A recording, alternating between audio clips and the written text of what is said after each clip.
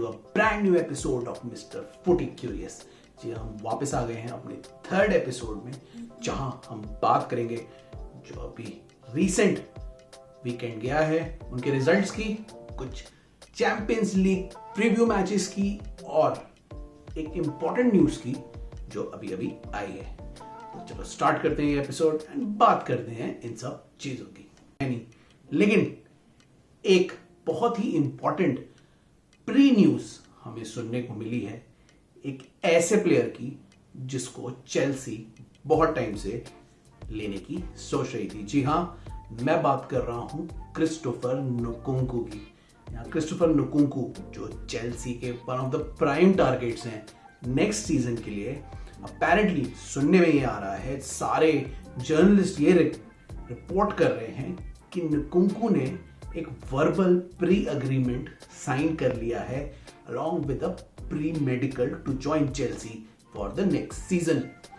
तो ये बहुत ही अच्छी न्यूज है स्पेशली चेल्सी के फैंस के लिए, क्योंकि Christopher Nkunku one of the most attacking और one of the most on demand talent है।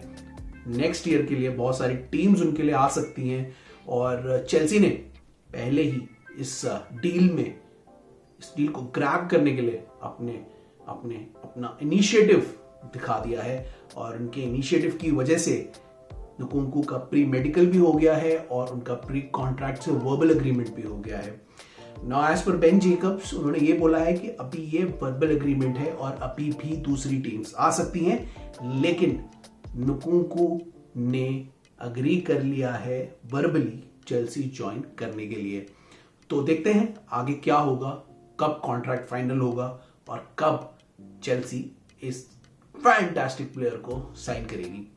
आई थिंक क्रिस्टोफर नुकुंकू एक बहुत ही जबरदस्त गिफ्टेड टेक्निकल सेंटर फॉरवर्ड है जो तीनों पोजीशंस में कहीं भी खेल सकते हैं और उनमें बहुत अच्छी टेक्निकल एबिलिटी है, स्किल्स भी है और साथ में उनमें गोल करने की क्षमता भी है। तो one of the best signings हो सकते हैं बुंडेसलीगा से और चेल्सी अगर उनको साइन कर लेती है तो वो पहले ही कंपटीशन को हटा सकती है, बिल्कुल खत्म कर सकती है और होपफुली वो चेल्सी को मिल जाएंगे। अभी भी डील फाइनल नहीं हुई है तो अभी देखते हैं। होपफुली वर्बल एग्रीमेंट तो हो गया है, अब क्लब के साथ डील साइन करनी है, तो देखते हैं कि कब डील साइन होती है और कब वो ऑफिशियली अनाउंस हो जाते हैं। जैसा कि मैंने आपको बताया था, ये प्री अग्रीमेंट हो जाएगा नुकुंकू के लिए तो वो ज्वाइन कर सकते हैं। ऐसा पहले भी हुआ है, लिवरपूल करती रही है, नाबी केटा के लिए उन्होंने किया था पहले। तो ऐसे ही चेल्सी ने नुकुंकू के लिए पहले से ही सब कुछ तैयारी कर ली, उनको पता था कि नुकुंकू के लिए बहुत सारे क्लब्स नेक्स्ट ईयर आएंगे। तो बहुत ही अच्छी न्यूज है चेल्सी के फैंस के लिए और बाकी सब लोगों के लिए जो चेल्सी फुटबॉल क्लब से जुड़े हैं और उसके फैंस हैं। तो बढ़िया है और देखते हैं आगे क्या होगा और जैसे जैसे इसकी आगे बढ़ेगी न्यूज हम आपको इसको डिटेल में और आगे बताएंगे। तो गाइस, ये थी एक छोटी सी न्यूज क्रिस्टोफर नुकुंकू की जो कि अभी अभी हमें पता लगी, तो ये आपसे शेयर कर ली। अब हम बात करते हैं अपने मेन रिव्यू की जो लास्ट वीकेंड पे हुए हैं, स्पेशली उन मैचेस के जो इसके प्रीव्यूज हमने किए थे पिछले वीडियो में। तो बात करते हैं गाइस एक एक करके उन चारों मैचेस के, फिर हम आपको 3 सीएल के इंपॉर्टेंट मैचेस के बारे में भी थोड़ा प्रीव्यू करके बताएंगे। तो सबसे पहले बात करते हैं जो अभी रिसेंट में मैच हुआ था ब्राइटन वर्सेस लिवरपूल। जी हाँ, ब्राइटन और लिवरपूल का मैच बहुत ही इंपॉर्टेंट था, स्पेशली लिवरपूल के लिए, क्योंकि लिवरपूल की रिसेंट में फॉर्म बहुत ही खराब चल रही है, मतलब ठीक नहीं चल रही उनके अकॉर्डिंगली। ऐसा कहा जाता है या कहा जा रहा था कि वो और मैनचेस्टर सिटी मेन राइवल्स हो जाएंगे इस अगले सीजन में भी for the PL title and the champions league title. Although Liverpool champions league में ठीक ठाक ही कर रही है, लेकिन प्रीमियर लीग में वो बहुत ही खराब खेल रही है और ऐसा ही देखने को मिला हमें ब्राइटन के साथ, जहां पे लिवरपूल शुरू से ही बैकफुट में रही और उनका डिफेंस थोड़ा सा रॉकी रहा है। वो रॉकी डिफेंस की वजह से ट्रॉसार्ड जो ब्राइटन के लेफ्ट विंगर हैं, जो लेफ्ट में खेलते हैं, उन्होंने 3 गोल यानी अपनी हैट्रिक मार दी लिवरपूल के अगेंस्ट और एक टाइम पे ऐसा लग रहा था कि लिवरपूल ये गेम हार जाएगा, लेकिन फर्मिनो की वजह से लिवरपूल बच गया और इन दी एंड उन्होंने ये मैच ड्रॉ कर दिया। तो लिवरपूल अच्छा नहीं खेल रहा है, जिसका डर था वो ही हुआ। एक टाइम पे जब ब्राइटन 2-0 अप हो गई थी और अटैक पे अटैक कर रही थी, specially from the left flank, तो ऐसा लग रहा था कि लिवरपूल आज उनको बहुत ज़्यादा प्रॉब्लम होने वाली है। ट्रोसार्ड ने अलेक्जेंडर आर्नल्ड और वर्जिल वैन डाइक के लिए बहुत बड़ी प्रॉब्लम क्रिएट कर दी थी। जोएल मैटिप भी उनसे झेल नहीं पा रहे थे उनको। तो उन लोग उसने, क्योंकि लिवरपूल के लिए ज़्यादा प्रॉब्लम्स क्रिएट कर दी थी, एक टाइम पे ऐसा लग रहा था कि लिवरपूल बुरी तरीके से मैच हार सकती है।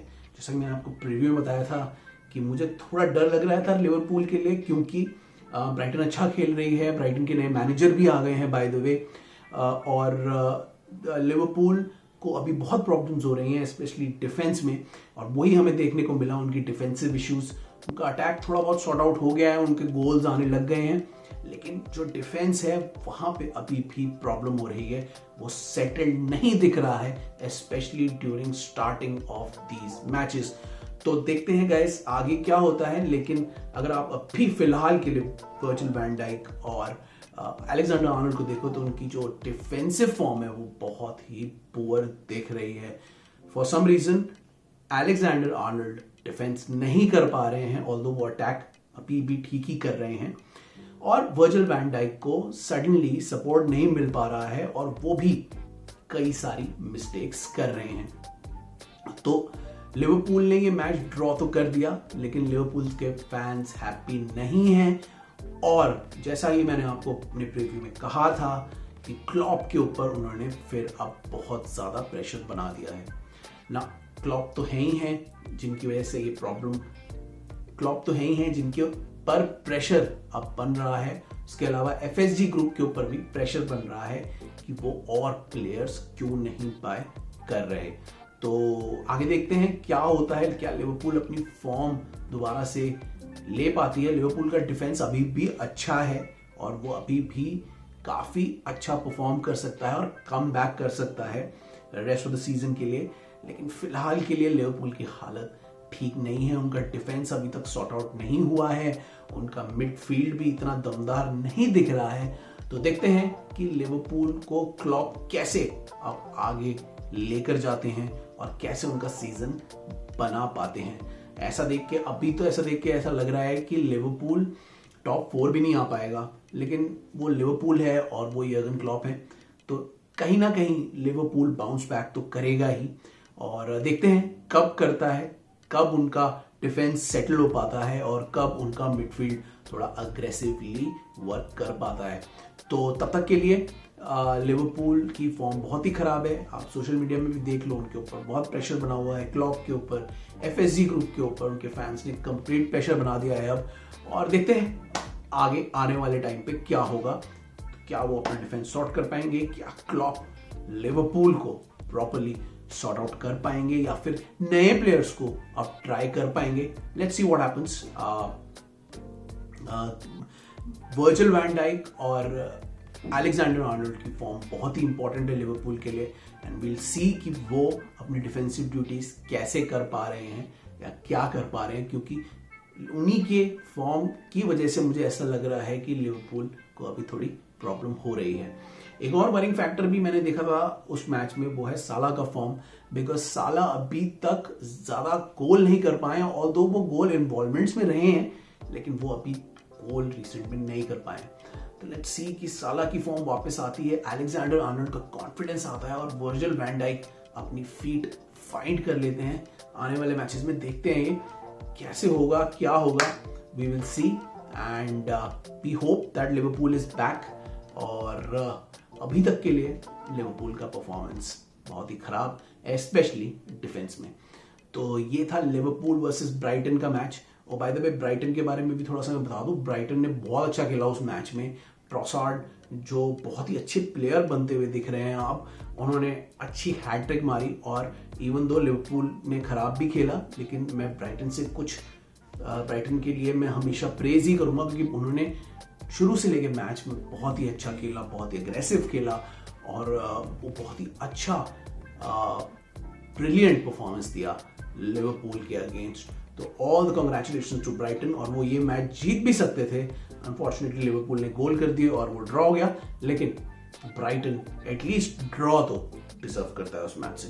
तो ओवरऑल ब्राइटन ने बहुत अच्छा खेला, ट्रोसार्ड ने बहुत अच्छा खेला, और ट्रोसार्ड अब ऐसे प्लेयर बनते जा रहे हैं कि वो अब किसी भी बड़ी टीम में जा सकते हैं। Wait and watch out for Trossard, क्योंकि ट्रोसार्ड अभी बहुत बड़ी बड़ी टीम्स में उनको आने की डिमांड होगी, क्योंकि उनका कॉन्ट्रैक्ट खत्म हो रहा है। तो keep an I out for Trossard, देखते हैं क्या होता है। वो चेल्सी से भी लिंक्ड हुए हैं, वो अदर टीम से भी लिंक्ड हो रहे हैं अब। तो let's see what happens to Brighton. अभी के लिए ब्राइटन बहुत अच्छा खेल रही है, चीयर्स फॉर ब्राइटन, बहुत ही बढ़िया उन्होंने लिवरपूल के साथ परफॉर्मेंस दिया। तो ये था ब्राइटन और लिवरपूल का छोटा सा रिव्यू। अब हम बात करते हैं दूसरे मैच की, जो था Arsenal versus Tottenham. Arsenal versus Tottenham London derby, बहुत ही हाइप्ड अप मैच था, और जैसा कि मैंने अपने प्रीव्यू में बताया था, जो होना था वही हुआ। आर्सेनल, जो कि बहुत ही अच्छा अटैकिंग फुटबॉल खेल रही है अभी, उन्होंने अपना अटैकिंग फुटबॉल कंटिन्यू किया। थॉमस पार्टी की वापसी हुई इस मैच में, और उन्होंने मिडफील्ड में आर्सेनल के लिए कंप्लीट डोमिनेशन दिखाया। उन्होंने मिडफील्ड को डोमिनेट किया और आर्सेनल अटैक पे अटैक करती चली गई। बीच में स्पर्स ने भी थोड़े काउंटर अटैक्स करने की कोशिश की, लेकिन आर्सेनल ने हमेशा उनके काउंटर अटैक्स को फेल कर दिया। On the other side Arsenal ने बहुत अच्छे काउंटर अटैक्स किए। उनके अटैकर्स ने बिल्कुल गोल पे ही बार बार निशाने दागते रहे, और इवेंचुअली आर्सेनल 3-1 से टॉटनम से जीत गया। बहुत ही अच्छा परफॉर्मेंस बाय आर्सेनल। वो अभी टॉप ऑफ द लीग हो गया है, मेंटेन कर रहा है, और अब धीरे धीरे वन ऑफ द कंटेंडर्स बनता जा रहा है along with Manchester City for the Premier League title. तो मिकेल आर्टेटा के लिए बहुत ही अच्छी जीत, बहुत ही अच्छी डोमिनेटिंग परफॉर्मेंस बाय आर्सेनल। उनके मैक्सिमम जितने भी प्लेयर्स हैं उनकी सबकी तारीफ करूंगा मैं। ग्रैनिट जाका जिन्होंने गोल किया, बहुत ही बढ़िया शॉट मारा, बहुत अच्छी परफॉर्मेंस दी। थॉमस पार्टे ने बहुत ही अच्छी परफॉर्मेंस दी, हेसूस ने अच्छी परफॉर्मेंस दी, मार्टिनेली ने, सब ने मिलके आर्सेनल के उस फॉर्म को जारी रखा है। बहुत ही अग्रेसिव, बहुत ही अच्छा खेल रही है आर्सेनल, और मिकेल आर्टेटा की जितनी भी स्ट्रैटेजीज हैं अभी वो काम कर रही हैं। आर्सेनल में अभी ज्यादा फ्रेलिटीज भी नहीं दिख रही हैं, उनका डिफेंस भी काफी अच्छा बन गया है, मिडफील्ड भी बढ़िया हो गई है थॉमस पार्टे की वापसी के बाद, और उनका अटैक भी बहुत अच्छा काम कर रहा है। On the other hand Tottenham, जो पिछले कुछ टाइम से बहुत ही गंदा डिफेंसिव गेम खेल रही है, अगर आप देख रहे हो उनका गेम, तो वो मैचेस तो जीत रही थी, लेकिन बहुत ही बेकार और बहुत ही डल गेम प्ले कर रही थी। उनका ये डल गेम प्ले भी इस मैच में देखने को मिला। The defensive tactics of Conte इस मैच में देखने को मिली, और इवेंचुअली ये जो डल गेम प्ले है वो उनसे कॉट अप कर ही गया, और एक अच्छी टीम के अगेंस्ट वो हार गए। केन मुझे ज्यादा इफेक्टिव नहीं दिखे, उनके अटैकर्स भी ज्यादातर इतने इफेक्टिव नहीं दिखे, और पूरे मैच में उन्होंने थोड़े से काउंटर अटैक्स करने की कोशिश करी, लेकिन जितने भी काउंटर अटैक्स किए वो ज्यादा सक्सेसफुल नहीं हुए, और आर्सेनल ने मोस्ट ऑफ द गेम को अपने हिसाब से डोमिनेट किया। तो इवेंचुअली टॉटनम का जो खराब गेम प्ले था वो उनसे कॉट अप कर ही गया, और वो अपना गेम हार गए। तो पूरी हार हुई टॉटनम के लिए, आर्सेनल के लिए बहुत अच्छी जीत निकली। Arsenal is still on the top of the table and doing really well this season. मुझे ऐसा लग रहा है आर्सेनल को देख के कि आर्सेनल इस बार कुछ ना कुछ तो करेगी, कुछ ना कुछ टूर्नामेंट या ट्रॉफी या कुछ जीतेगी, और पीएल के लिए भी अच्छी फाइट दे देगी। तो आर्सेनल के लिए बहुत ही अच्छी न्यूज है ये, और टॉटनम के लिए बहुत ही खराब न्यूज है। टॉटनम को अपना गेम प्ले इंप्रूव करना पड़ेगा, उनके पास प्लेयर अच्छे हैं, उनको अग्रेसिव थोड़ा सा गेम प्ले दिखाना पड़ेगा। बहुत ही बोरिंग गेम प्ले वो खेल रहे हैं, और ये अच्छी टीम्स के साथ बहुत ही नुकसानदायी हो सकता है, जैसा कि इनको इस मैच में देखने को मिला। तो केन को, सॉन को प्रॉपरली अपना फॉर्म दिखाना पड़ेगा। ये नहीं कि एक मैच में परफॉर्म कर दिया और दूसरे मैच में कुछ नहीं किया। तो कॉन्टे को अपनी थोड़ी स्ट्रैटेजी में चेंज करना पड़ेगा, और टॉटनम को थोड़ा सा अग्रेसिव गेम प्ले दिखाना पड़ेगा to win the matches and to keep themselves in the title race और द टॉप 4 रेस। तो ओवरऑल आर्सेनल के लिए फैंटास्टिक 2 थम्स अप और टॉटनहम के लिए थम्स डाउन। तो ये था आर्सेनल वर्सेस टॉटनहम का छोटा सा रिव्यू। अब हम तीसरा गेम की मैं बात करूंगा, वो है Chelsea versus Crystal palace. Now Potter के लिए वो बहुत ही इंपॉर्टेंट गेम है, बहुत ही इंपॉर्टेंट गेम था। उनका पहला पीएल गेम जो उनका चेल्सी के लिए ये गेम रहा और उन्होंने अपनी स्ट्रैटेजी उस गेम में चलाई। उन्होंने स्टार्टिंग में 2 अप टॉप स्ट्राइकर्स को खिलाया और बीच में माउंट को खिलाया और उसके बाद उन्होंने काफी अच्छे चेंजेस भी किए ना। ऑल्दो चेल्सी का जो स्टार्ट था, शुरुआती दौर था मैच का, वो थोड़ा पुअर रहा। क्रिस्टल पैलेस ने शुरू से ही अटैक किया और एक गोल भी कर दिया जो कि बहुत ही सॉफ्ट गोल था वेस्ली फोफाना की तरफ से। लेकिन उसके बाद से चेल्सी थोड़ी फॉर्म में आई, पॉटर ने थोड़े चेंजेस किए और ओबामेयांग ने फिर गोल करके चेल्सी को गेम में वापसी दिलाई। सेकेंड हाफ में चेल्सी थोड़ा ज्यादा कंट्रोल में दिखी और उन्होंने धीरे धीरे शॉट्स लेने और स्पेसेस को ढूंढना शुरू कर दिया। इन बिटवीन कुछ हो नहीं रहा था, ज्यादा कुछ चांसेस क्रिएट नहीं हो पा रहे थे। तो आई थिंक 75th से लेके 80th मिनट में ग्रैहम पॉटर ने चेंजेस किए। उन्होंने फिर इनको पुलिसिक को और गैलेगर को इंट्रोड्यूस किया और उन्होंने आते ही डिफरेंस दिखा दिया। पुलिसिक बहुत अच्छी फॉर्म में दिखे, वो ड्रिबलिंग करते रहे पूरे जब तक वो थे और उन्होंने काफी सारे चांसेस क्रिएट करने की कोशिश की। गैलेगर भी बहुत ही अग्रेसिव दिख रहे थे, बॉल को अच्छे से वो डिस्ट्रीब्यूट कर रहे थे और अपने पोजीशन पे, अच्छे पोजीशन पे, नंबर 10 की पोजीशन पे वो खेल रहे थे। और वहां पे उस रोल में गैलेगर बहुत ही अच्छे दिखे क्योंकि उन्होंने इवेंचुअली जो पुलिसिक ने जब कट करके प्लेयर्स के बीच में से ये बॉल को निकाला और गैलेगर को पास किया तो गैलेगर ने प्लेयर को कट करके एक बहुत ही बढ़िया गोल मारा और फाइनली चेल्सी को वो मैच जिता दिया।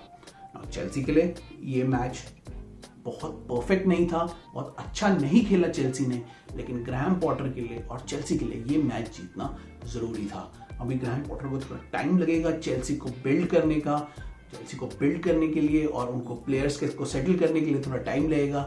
तब तक के लिए चेल्सी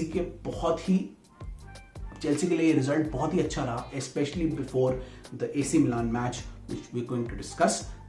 तो इवेंचुअली ये मैच ग्रैहम पॉटर और चेल्सी के लिए अच्छा रहा, कॉनर गैलेगर के लिए भी बहुत अच्छा रहा, पुलिसिक के लिए भी बहुत अच्छा रहा और इसमें से कई सारे पॉजिटिव्स चेल्सी को यहाँ पे देखने को मिले। क्रिस्टल पैलेस ने बहुत ही मीगर परफॉर्मेंस दी, ऑल्दो उन्होंने शुरुआत अच्छी की थी और काफी अटैकिंग गेम प्ले दिखाया, लेकिन बाद में वो सबड्यू हो गए, स्पेशली चेल्सी के एक गोल के बारे में, और उन्होंने दोबारा कम बैक करने की कभी कोशिश नहीं करी। हाँ, 1-2 चांसेस उन्होंने जरूर क्रिएट की, लेकिन वो चांसेस ज्यादा सक्सेसफुल नहीं हो पाई और वो ढंग से चेल्सी को आगे गेम में नहीं, ठीक से क्रिस्टल पैलेस को वो आगे गेम में नहीं पहुंचा पाई। तो इवेंचुअली क्रिस्टल पैलेस का एवरेज गेम प्ले रहा और चेल्सी ने किसी तरीके से ये मैच जीत लिया। इससे चेल्सी को बहुत कॉन्फिडेंस आया, ग्रैहम पॉटर को भी बहुत कॉन्फिडेंस आया और आने वाले जो मैच है एसी मिलान का, उसमें जाने के लिए भी बहुत कॉन्फिडेंस आया। तो अब देखते हैं आने वाले मैचेस में चेल्सी कैसा खेलेगी, क्या एक्सपेरिमेंट करेगी। कॉनर गैलेगर ने अच्छा कॉम्पिटिशन दे दिया है, तो अब देखते हैं क्या वो स्टार्ट करेंगे, क्या पॉटर को दूसरे प्लेयर्स को भी चांस देंगे। Let's see what happens in the next game, but till then Chelsea, thumbs up to Chelsea for getting a decent win. हमारे लास्ट रिव्यू ये था चेल्सी वर्सेस क्रिस्टल पैलेस का रिव्यू, और अब बात करते हैं हमारे लास्ट मैच के रिव्यू का, जो था मैनचेस्टर डर्बी। ना मैनचेस्टर डर्बी जो हुई वो बहुत ही इंटरेस्टिंग हुई। वो सबसे टॉक्ड अबाउट मैच था इस पूरे वीकेंड का कि क्या होगा मैनचेस्टर यूनाइटेड के साथ, कैसा वो खेल पाएगी बड़ी खतरनाक मैन सिटी टीम के साथ, हालैंड के साथ, और क्या वो कोप कर पाएगी मैन सिटी के अग्रेसिव गेम प्ले को। तो जब मैच शुरू हुआ तो सबसे पहले हमें मैन सिटी का शुरू से ही अग्रेसिव गेम प्ले देखने को मिला और इवेंचुअली मैनचेस्टर यूनाइटेड उस अग्रेसिव गेम प्ले को हैंडल नहीं कर पाई। शुरुआत में ही मैनचेस्टर सिटी ने पहले हाफ में ही 4 गोल्स मार दिए, जिसमें से 2 गोल मारे अभी इसके जबरदस्त फॉर्म वाले स्ट्राइकर अर्लिंग हालैंड ने, और उन्होंने अपनी फिर से फॉर्म दिखाते हुए 2 गोल मार दिए फर्स्ट हाफ में। और फिल फोडेन ने, जो कि एक अमेजिंग प्लेयर है और मैनचेस्टर बॉर्न उनके खिलाड़ी हैं, तो उन्होंने भी 2 गोल मार दिए और मैनचेस्टर सिटी पहले ही हाफ में 4-0 से अप हो गई। उन्होंने बिल्कुल मैनचेस्टर यूनाइटेड को की हालत खराब कर दी। मैनचेस्टर यूनाइटेड बिल्कुल कोप ही नहीं कर पाई उनके रिलेंटलेस प्रेशर से और उनके अग्रेसिव गेम प्ले से। तो इवेंचुअली टेन हाग बहुत ही प्रॉब्लम में दिखे और 4-0 से मैनचेस्टर यूनाइटेड पहले ही हाफ में पीछे हो गई। Erling Haaland, Kevin De ब्रुयने, Phil Foden, मैं इनकी जितनी भी तारीफ करूं कम है, तीनों सुपर फॉर्म में दिख रहे हैं और इन्होंने एब्सोल्युटली मैनचेस्टर यूनाइटेड को डिस्ट्रॉय कर दिया। सेकेंड हाफ में जब वो लोग आए तो सिटी का गेम प्लान बन गया था कि वो कैसे अब इसको मैनेज करें, और ये सब लोग देख रहे थे कि क्या हालैंड और फोडेन अपनी अपनी हैट्रिक ले पाएंगे। तो eventually suddenly out of nowhere जब वो मैनेज कर रहे थे और थोड़ा स्लो गेम प्ले दिखा रहे थे मैन सिटी, तो मैनचेस्टर यूनाइटेड को थोड़ी स्पेस मिल गई, अटैक करने का मौका मिला। और उनके जो स्ट्राइकर हैं, जो उनके विंगर हैं, अभी अभी नए आए हुए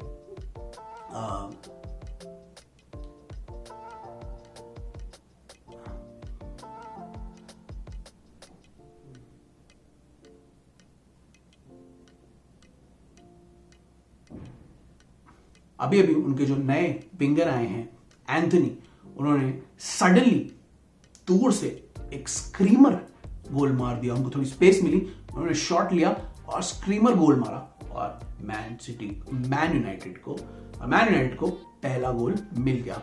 उसके बाद मैन यूनाइटेड फिर उसके बाद मैनचेस्टर सिटी फिर थोड़ा अग्रेसिव हो गई। उन्होंने अग्रेसिव गेम प्ले दिखाया और उन्होंने फिर 2 गोल मार दिए। जी हाँ, फोडेन और हालैंड दोनों ने अपनी अपनी हैट्रिक पूरी करी। मतलब अमेजिंग, हालैंड के लिए तो ये अमेजिंग स्टार्ट है। उन्होंने 3 हैट्रिक्स मार दी जब से वो आए हैं, और फोडेन भी बहुत ही अच्छे प्लेयर हैं, उन्होंने अपनी आज पूरी क्षमता दिखा दी है। तो मैन सिटी जब 6-1 अप हो गया, उसके बाद मैन सिटी ने गेम को आराम से कंट्रोल किया। कंट्रोल की वजह से उन्होंने जब अलाउ किया थोड़ा सा मैन यूनाइटेड को अटैक करने के लिए, तो मैन यूनाइटेड ने बीच में अटैकिंग करते करते थोड़े बहुत गोल मार दिए और लास्ट में जो स्कोर लाइन रही वो 6-3 रही। नाउ मैन सिटी और मैन यूनाइटेड बहुत ही जबरदस्त राइवल रहे हैं, मैनचेस्टर के क्लब्स रहे हैं, और जो पहले नॉइजी नेबर हुआ करता था मैन सिटी, वो अब मेन क्लब बन के निकल के आया है। मेरे हिसाब से जो ये स्कोर लाइन है वो मैनचेस्टर यूनाइटेड को काफी फ्लैटर करती है। आई थिंक अगर मैन सिटी अपना अग्रेशन रखती तो वो और गोल कर देती, और अगर मैन यूनाइटेड 2 गोल कर भी पाई है तो आई थिंक मैन सिटी में वो पोटेंशियल था कि वो भी 2-3 गोल और कर देती। पर उन्होंने सेकेंड हाफ में गेम को थोड़ा सा आराम से मैनेज किया, 5 सब्स्टिट्यूशंस किए और गेम में और लोगों को भी चांस दिया। तो इस वजह से आई थिंक मैन यूनाइटेड के जो 2 गोल हो गए हैं वो भी उनको फ्लैटर करते हैं, और मेरे हिसाब से मैन यूनाइटेड की ये परफॉर्मेंस बहुत ही ज़्यादा खराब रही है। और मैनचेस्टर सिटी जो कि टाइटल फेवरेट है, अब क्लियरली टाइटल फेवरेट दिख रही है। उनका जो अग्रेशन है वो कोई भी और टीम मैच नहीं कर पा रही है, और जब मैन सिटी खतरनाक फॉर्म में होती है तो उनके सामने कोई भी नहीं टिक पाता है। केविन डी ब्रुयने, गुंडोगन, सिल्वा, फोडेन, हालैंड, किसी को भी आप ले लो उनकी टीम से, सब अभी बहुत ही जबरदस्त फॉर्म में है और बहुत ही अच्छा गेम प्ले दिखा रहे हैं। तो होपफुली आगे भी मैन सिटी इसको कंटिन्यू रखेगी और देखते हैं कि उनको कोई और आगे कंपटीशन दे पाएगा या नहीं। तो ये था हमारा मैच का review of the Manchester derby, और यहाँ पे हम अपना पिछली बार का रिव्यू खत्म करते हैं और बात करते हैं 3 इंटरेस्टिंग सीएल मैचेस की। अभी बहुत सारे राउंड ऑफ मैचेस इस वीक में हो रहे हैं, लेकिन हम बात करेंगे 3 मैचेस की जो हमें बहुत ही इंटरेस्टिंग लग रहे हैं और जिनकी को देखने में और जिनको एंजॉय करने में हमें बहुत मजा आएगा। सबसे पहला मैच जो हम बात करने वाले हैं वो बात करते हैं चेल्सी वर्सेस एसी मिलान का। जी हाँ, जैसे कि मैंने आपको बताया था, चेल्सी अभी अपने ग्रुप में 4th है। चेल्सी को अब सारे मैचेस जीतने जरूरी हैं और एसी मिलान बहुत ही जबरदस्त फॉर्म में है। राफाएल लियाओ बहुत ही जबरदस्त फॉर्म में है और चेल्सी को ये मैच जीतना जरूरी हो गया है। तो चेल्सी के लिए अब ये मैच जरूरी है और राफाएल लियाओ के लिए ये मैच बहुत ही इंपॉर्टेंट है। देखते हैं कि चेल्सी अब क्या करेगी। चेल्सी अभी थोड़ा सा कॉन्फिडेंस ले पाई है विद रीसेंट विन और वो ये मैच जीतने की पूरी कोशिश करेगी या उनको पूरा कोशिश करना चाहिए। एसी मिलान भी डिसेंट फॉर्म में है और एसी मिलान उन्हें पूरी तरीके से टक्कर देगी। उनके लिए ऑफ कोर्स आप जानते हो राफाएल लियाओ बहुत ही इंपॉर्टेंट प्लेयर हैं और चेल्सी को उनको कंट्रोल करना बहुत जरूरी हो जाएगा। तो देखते हैं कि चेल्सी की क्या टैक्टिक रहेगी, कौन इस मैच में खेलेगा और क्या वो इम्पैक्ट कर पाएंगे, क्योंकि अगर चेल्सी ये मैच हार गया तो उसको फिर चैंपियंस लीग के ग्रुप में बहुत बड़ा इशू हो जाएगा। और क्योंकि अभी साल्जबर्ग और डिनामो ज़ाग्रेब का मैच भी है, तो चेल्सी के लिए ये मैच और आगे के सारे मैचेस अब जीतने जरूरी हैं। तो होपफुली चेल्सी अपना अच्छा फॉर्म दिखा पाएगी और एसी मिलान को हरा पाएगी।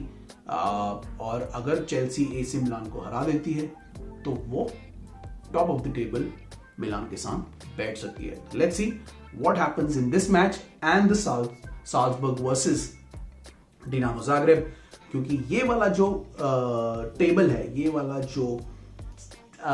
जो ग्रुप है, ये बहुत ही इंपॉर्टेंट और इंटरेस्टिंग बन गया है अब because of Chelsea's 1 loss and 1 draw. तो जो सबसे इजी ग्रुप माना जा रहा था अब वो सबसे कॉम्प्लिकेटेड ग्रुप बन गया है और रिजल्ट के हिसाब से वो और भी ज्यादा कॉम्प्लिकेटेड आने वाले वीक्स में बन सकता है। तो ये मैच भी पॉटर के लिए बहुत ही इंपॉर्टेंट है, चेल्सी के लिए बहुत ही इंपॉर्टेंट है और आई थिंक चेल्सी क्योंकि होम ग्राउंड में खेल रही है तो वो बहुत ही अग्रेसिवली सामने आएगी और उन्हें बहुत ज्यादा सपोर्ट मिलेगा। So let's see what happens to Chelsea against AC Milan. I think Potter will play back 5। तो मेरे हिसाब से आई थिंक पॉटर इस मैच के लिए भी बैक 5 खेलेंगे और होपफुली इस मैच में कांटे भी वापस आ जाएंगे। तो चेल्सी के लिए बहुत अच्छी न्यूज़ है। Let's see what happens. Aubameyang को हो सकता है उस गोल के बाद थोड़ा और कॉन्फिडेंस आ जाए और वो और अच्छा परफॉर्म करने लगे। तो हमारे सब के लिए तो ये चेल्सी के लिए बहुत ही इंपॉर्टेंट मैच रहेगा। देखते हैं उनके की प्लेयर्स कैसे परफॉर्म करेंगे। तो सिल्वा एट द बैक, मिड में कांटे अगर वो वापस आते हैं और फ्रंट में ओबामेयांग और स्टर्लिंग चेल्सी के लिए बहुत ही इंपॉर्टेंट प्लेयर बन के सामने आ सकते हैं। Let's see what happens in this match. तो ये था चेल्सी वर्सेस एसी मिलान का प्रीव्यू। दूसरे अच्छे मैच की हम बात करेंगे वो है बार्सिलोना वर्सेस इंटर मिलान। जी हाँ, बार्सिलोना वर्सेस इंटर मिलान भी बहुत इंटरेस्टिंग मैच रहेगा। बार्सिलोना अभी बहुत अच्छे फॉर्म में है, बहुत अच्छा खेल रही है, उनके पास बहुत ही इंटरेस्टिंग और बहुत ही अटैकिंग प्लेयर्स हैं हर पोजीशन पे। और इंटर मिलान अभी डिसेंट खेल रही है, इंटर के पास भी बहुत अच्छी टीम है और ये मैच बहुत ही इंटरेस्टिंग होगा, बहुत ही मजा आएगा। देखेंगे कौन जीतेगा इसमें से, कौन ज्यादा अटैकिंग खेलेगा और कौन डिफेंस को पछाड़ देगा। बार्सिलोना वैसे तो इस मैच के लिए फेवरेट है, लेकिन अभी रिसेंट में बार्सिलोना को कुछ इंजरीज हुई हैं। उस इंजरीज की वजह से बार्सिलोना को इफेक्ट पड़ सकता है उनके डिफेंस में, उनके मिडफील्ड में और उनके अटैक में। तो देखते हैं क्या वो इंजरीज के बावजूद बार्सिलोना जीत पाएगी ये मैच। जहां तक हमको पता है बार्सिलोना ये मैच जीत सकती है। उनके पास अभी भी बहुत फायर पावर है और शायद बहुत ही अच्छे कोच हैं, लेकिन इंटर भी कोई बेकार टीम नहीं है। इंटर के पास भी बहुत अच्छे प्लेयर्स हैं, अच्छा स्क्वाड है और वो भी बार्सिलोना को अच्छा कंपटीशन दे सकती है। अभी स्क्वाड का तो पता नहीं मुझे कौन कौन खेलेगा, वो सब डिपेंड करेगा किस किस को कितनी इंजरीज हुई हैं। और अगर सब पूरा स्क्वाड ढंग से खेलेगा तो आई थिंक बार्सिलोना को थोड़ी सी एज है इस मैच में, लेकिन इंटर भी बार्सिलोना को बहुत ही अच्छा कंपटीशन दे सकता है। तो ये सेकंड मैच है जो बहुत ही इंटरेस्टिंग रहेगा। बार्सिलोना वर्सेस इंटर, बहुत ही important match for this group and let's hope we get a interesting CL match in the coming week. ये था दूसरा मैच बार्सिलोना वर्सेस इंटर का। अब हम बात करते हैं तीसरा मैच जो कि हमें बहुत ही इंटरेस्टिंग लग रहा है एज अ स्पेक्टेटर। वो है डॉर्टमुंड वर्सेस सेविया। डॉर्टमुंड वर्सेस सेविया बहुत ही इंटरेस्टिंग मैच है इस सीएल में, क्योंकि अभी सेविया जो लास्ट ईयर बहुत ही अच्छा परफॉर्मेंस कर रही थी, बहुत ही अच्छा खेल रही थी, 4th आई थी ला लीगा में, लेकिन इस बार उनकी फॉर्म बहुत ही खराब चल रही है। सेविया बहुत ही खराब खेल रही है। लोपेटेगी जो उनकी मैनेजर हैं, उन्होंने भी कहा है कि हमारे प्लेयर ढंग से परफॉर्म नहीं कर पा रहे हैं अभी, और वो ला लीगा में इस समय 17th पोजीशन में, जो उनके लिए बहुत ही पुअर शो है एज पर द ला लीगा टेबल। और उनके अगेंस्ट जो डॉर्टमुंड टीम है वो बहुत ही अच्छा खेल रही है। इस बार उनकी शुरुआत बहुत ही अच्छी रही है और वो बायर्न को पूरा कंपटीशन दे रही है बुंडेसलीगा में, और बहुत ही बढ़िया परफॉर्मेंस दे रही है। तो दोनों टीम्स के पास बहुत ही अच्छे प्लेयर हैं और सेविया खेल सकती है बहुत अच्छा, उनमें पोटेंशियल बहुत है, लेकिन अभी उनकी फॉर्म बहुत ही खराब चल रही है। तो देखना ये बहुत जरूरी है कि सेविया कैसा परफॉर्म करेगी इस मैच में। अभी right now on the current form Dortmund is the favourite to win this match, but Sevilla can also pull up a surprise. उनको अच्छी परफॉर्मेंस देनी पड़ेगी, उनके पास भी अच्छे प्लेयर्स हैं और उनके जो कोच हैं वो भी काफी डिसेंट और काफी अच्छे कोच हैं।